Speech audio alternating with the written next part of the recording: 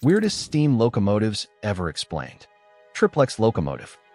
The Triplex Locomotive was one of the largest and strangest steam engines ever built. It appeared in the United States during the early 1900s when railroads wanted more pulling power for heavy freight trains. Instead of using one set of driving wheels, it used three separate engine units.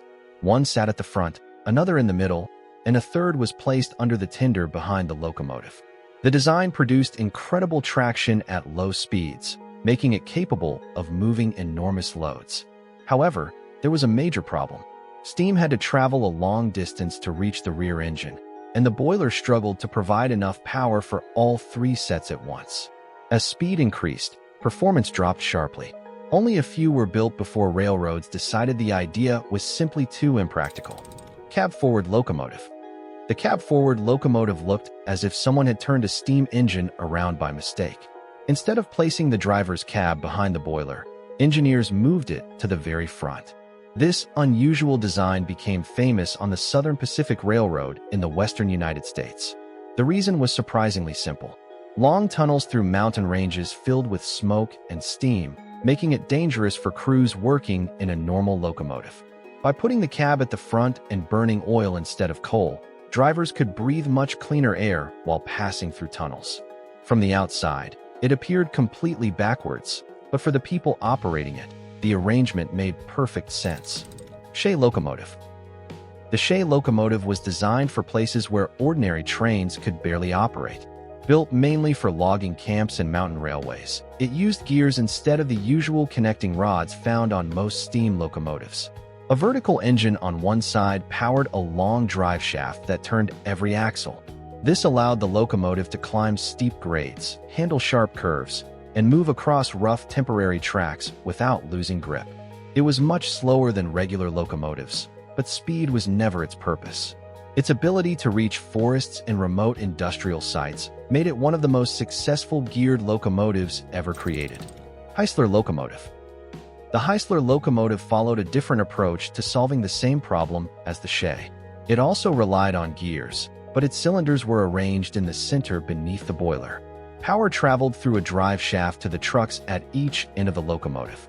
This gave it smoother operation and slightly higher speeds while still handling difficult terrain. Logging companies, mining operations, and small industrial railways appreciated its balance between strength and efficiency.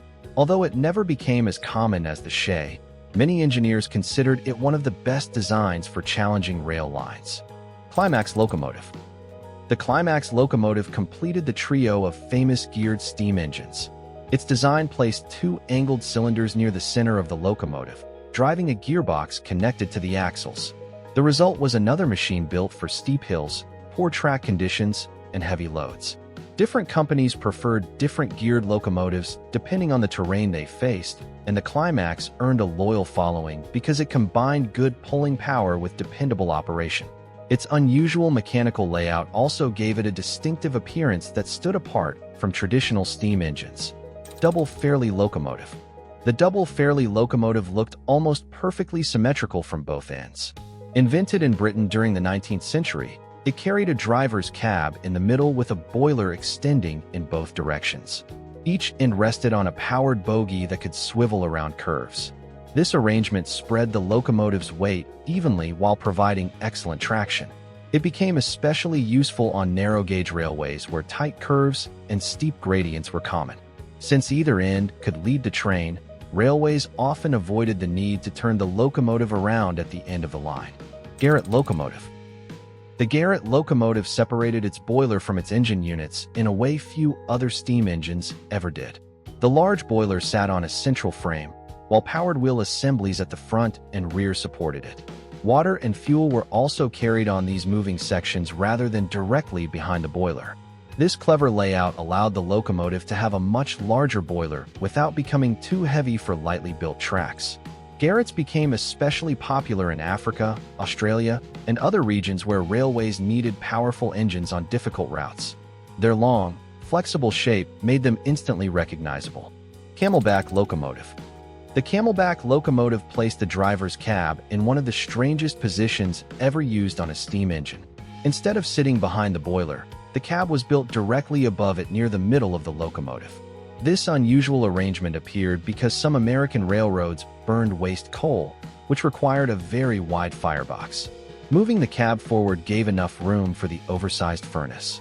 Although the design solved one engineering problem, it created another.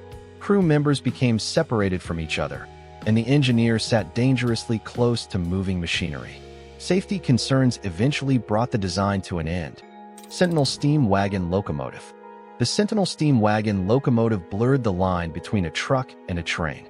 Built in Britain, these compact steam-powered vehicles could operate on roads or, in some versions, on railway tracks inside factories and industrial sites. Instead of resembling a classic locomotive, they looked more like boxy utility vehicles with steam machinery hidden beneath the body. Their small size made them useful for moving goods around docks, warehouses, and manufacturing plants where larger locomotives would have been difficult to use. They represented a different direction for steam technology at a time when industries needed flexible transport. Steam Turbine Locomotive. The steam turbine locomotive replaced traditional pistons with a turbine that spun continuously like those used in power stations. Engineers hoped this would create smoother operation, greater efficiency, and less mechanical wear. Several countries experimented with turbine-powered locomotives during the 20th century, but the results were disappointing. Turbines worked best at high speeds and steady loads, while trains constantly changed speed and power. Fuel consumption remained high, maintenance was complicated, and diesel locomotives soon offered a much more practical solution.